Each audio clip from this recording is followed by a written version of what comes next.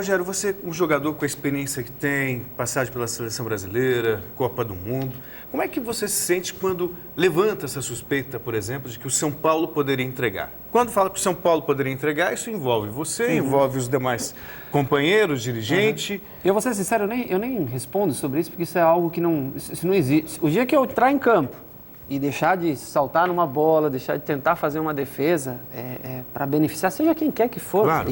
eu paro, eu encerro a carreira. Então não tem a mínima chance de você entregar um jogo. Agora, o resultado de hoje, ele foi, mediante as especulações que fazem, fica, logicamente, todo mundo dizer, olha, será que entregou? Não entregou. Agora, eu acho que o resultado foi elástico demais pelo que mostrou o jogo. Você vê, ó, chance do Lucas, eu tenho certeza que ele cabeçou tentando fazer o gol, claro, mas a bola não entrou. Né? Na primeira oportunidade que ele teve no segundo tempo, ele fez o gol. O que desequilibrou o jogo foi a partir do, 15º minuto do segundo tempo, onde nós perdemos 2 jogadores. Aí não teve mais jeito. Mas até então, o jogo estava um jogo parelho, com o Fluminense atacando um pouco mais. Você completou 20 anos de São Paulo, é isso? 20 anos, dia 7 de setembro. Dia 7 de setembro. Ano.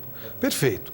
Você se arrepende de alguma coisa no São Paulo? Você deveria ter saído? Você projetou a sua vida desse jeito? Conta um pouco pra gente. Eu não, na verdade, não posso dizer nem que eu projetei, porque quando eu cheguei no São Paulo, eu não imaginava nem que me tornaria um atleta profissional do São Paulo. Eu atribuo sempre essa história construída como uma coisa sem algo programado, exigido pelo pai, pelo empresário, como hoje acontece muito, né? Eu vim ao natural fazer um teste aqui, não tinha nem expectativa se passaria. E na minha época, você passar no teste já era uma coisa fantástica. Hoje o garoto, ele passa no teste e se você não tiver dinheiro para comprar o passe do menino para botar lá na categoria de base para treinar, luvas, salário e tudo, você não consegue ficar com o menino, né? Porque ele já tem um dono, né? E na minha época, não. Na minha época, jantar no CT, com os profissionais, quando eu era juniores... Já era um prêmio. Era coisa para ligar para casa, para contar para o pai e para a mãe. Né? Hoje em dia, o jantar no CT virou aliás, hoje em dia, por exemplo, o São Paulo, no caso, o CT de Cotia é tão bom quanto, ou melhor até do que é.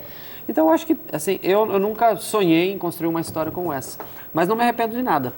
Ganhamos muitas coisas, perdemos outras. E como foi esse seu momentos. primeiro dia que você falou de CT, que já era um prêmio? Como foi esse seu primeiro dia? E quem foi que você olhou e falou, não acredito que eu estou frente a frente? Não, para mim foram os Zete e Gilmar, né? Que eram os 2 goleiros da época, né? Foi naquela transição do Gilmar para o Zete no São Paulo, né? Em 1990. Eu entrei para fazer o coletivo no lugar do Zete. Pô, né? O Zete era um... Quem aprovou? Gilberto de Moraes, que hoje é o nosso coordenador do centro de treinamento, ele que cuida de tudo. E quem trouxe você, Rogério? Quem trouxe... Eu vim com o meu pai, logicamente, mas eu vim por uma indicação de um conselheiro do São Paulo chamado José Acras, e ele que deu essa oportunidade para que eu fosse fazer os testes. Como é que ele... Um diretor do Sinop Futebol Clube que eu fui campeão em 1990, com 17 anos, ele conhecia, tinha amizade, e ele arrumou um teste para mim. Eu vim, em vez de fazer teste no junior, eu já fiz teste no profissional. Eu tinha 17 anos, mas fiz teste no profissional. Seu pai e sua mãe, assim, desculpe, seu pai e sua mãe no primeiro momento acharam natural, tal, legal? Já... Sim, não, meu pai é um apaixonado por futebol. Meu pai jogou futebol no Gol, no Ipiranga, de Erechim, no Rio Grande do Sul. Começou assim com 20 anos, jogou.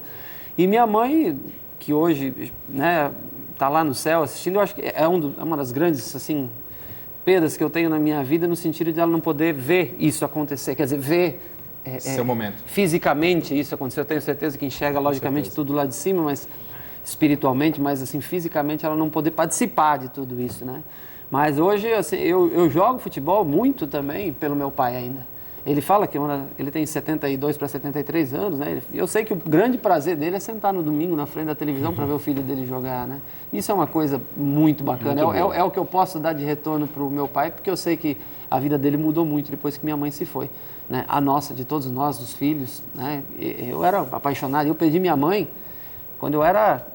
Acho que numa fase mais importante da vida, aos 17 anos de idade, que é aquela transição que você tem da adolescência. Quando você estava começando a jogar futebol? Ela viu eu jogando um único jogo pelo profissional de São Paulo, em 1993, contra o Barcelona. São Paulo e Barcelona, final do torneio Teresa Herrera. 4x1, 4x0, 4x1? Não, 1x0. Não, foi 4x0, 4 foi do ano anterior. E aí no ano seguinte, nós jogamos contra o Barcelona, o gol do Romário até foi 1x0 para o Barcelona, nós perdemos. Ganhamos da Lazio e perdemos para o Barcelona a final do Teresa Herrera. Por quê? É até uma coisa muito pessoal. Ela teve câncer. Câncer de pulmão. Tá. Quer dizer, você não chegou a ser exatamente uma surpresa. Abalou toda a família, mas não chegou a ser uma surpresa. Quando minha mãe faleceu, eu estava em eu estava numa cidade da Espanha, na noite que ela faleceu. Ela já estava ruim, os médicos deram uma expectativa de vida de 6 meses para ela, mas ela faleceu em 2 meses. E eu estava fora, estava na Espanha, estava 1 ou 2 dias antes de um jogo, e eu tive que vir às pressas, né, de avião, para o enterro da minha mãe. Eu enterrei minha mãe de manhã, às 5 da tarde eu voltei para a Espanha para jogar pelo São Paulo no final de semana. Eu ainda joguei o Troféu Colombino, joguei pelo São Paulo, eles me ligaram porque teve aquele caso do Gilberto, que foi suspenso, porque saíram lá na Espanha e não tinha goleiro para jogar. Eu enterrei minha mãe às 9 da manhã, às 5 horas da tarde eu peguei um voo, voltei para a Espanha, cheguei no sábado, joguei no domingo na Espanha pelo São Paulo. Desculpe Rogério, a pergunta. isso é uma coisa muito mal resolvida na vida da gente.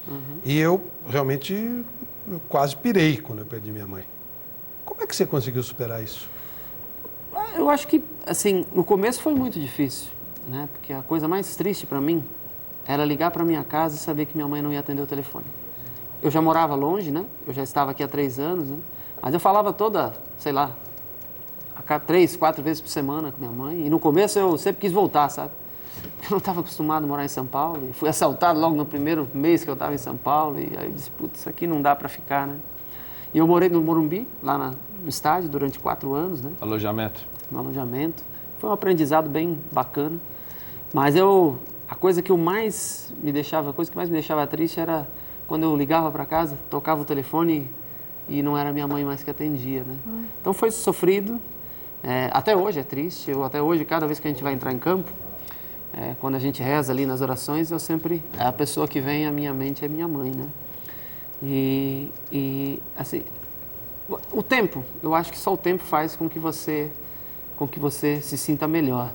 E outra coisa, pelo mundo que a gente vive, pela podridão, pela pobreza de espírito que a gente vive, né, no nosso mundo, de uma maneira geral, eu acho que lá no céu ela está num lugar mais confortável e num lugar merecido, porque minha mãe, lógico, eu sei que cada um, mas a minha mãe era uma mulher fantástica. O que você acha que vai acontecer? Você um dia vai morrer, todos nós. O que vai acontecer? O que você acredita que vai acontecer, Rogério? Eu acredito que a vida continua. Eu acredito que exista algo esperando pela gente lá em cima, num outro plano, e que vai ser desenvolvido de acordo com o que você fez na sua vida. Não, mas aqui a pergunta embaixo. do Flávio é exatamente essa. Você acha que encontrará sua mãe? Eu acho que sim. Ela que vai estar esperando ele Eu acho que eu acredito muito em Deus. Eu sou uma pessoa assim que tem uma crença muito grande. Eu peço sempre a Deus, agradeço hoje mais do que peço, aliás. Mas eu tenho certeza que a vida, ela de uma maneira diferente, espiritual, ela segue. Ela continua seu rumo, continua seu curso. Não é possível que a gente nunca mais vai encontrar as pessoas que a gente ama. Ô Rogério, é claro que a conversa aqui não é cronológica, né? Nós vamos para lá, vamos voltar. Não, porque o tempo é grande, né? Nós começamos no início da carreira e não é uma ordem cronológica. Então eu quero avançar um pouquinho, porque eu sei que daqui a pouco os companheiros vão voltar. Será presidente do São Paulo? Não sei. Eu acho que presidente do São Paulo ele é um momento da vida, né? 3 anos se ocupa, no máximo 6, né? E eu não posso pensar isso como uma profissão, né? Eu penso que eu gostaria de retribuir ao clube muito do que o clube fez por mim, apesar de eu trabalhar todos os dias e me dedicar muito por esse clube. Mas dentro de uma área em que eu possa desenvolver algo que eu penso, algo que eu vivi e que eu sei o que é o correto. O que é isso? Presidência? Não sei se é a presidência, mas eu quero, se um dia puder, eu gosto muito da política, mas eu não gosto muito de viver dentro da política. Eu acho meio complicado. Agora, desde que seja para fazer do meu jeito, do jeito que eu sei que é o correto e do jeito que eu sei que dá certo, especialmente na área esportiva. Você pensa nisso? Quem sabe um dia, né? Eu acho que tem gente muito mais preparada do que eu no São Paulo, politicamente. Você é conselheiro do São Paulo? Não, eu sou sócio do São Paulo, poderia até ser conselheiro, porque eu já tenho os 8 anos que são necessários para... E para ser presidente do São Paulo é necessário ser conselheiro? É necessário, mas você elege um conselheiro dias antes de uma eleição para presidente.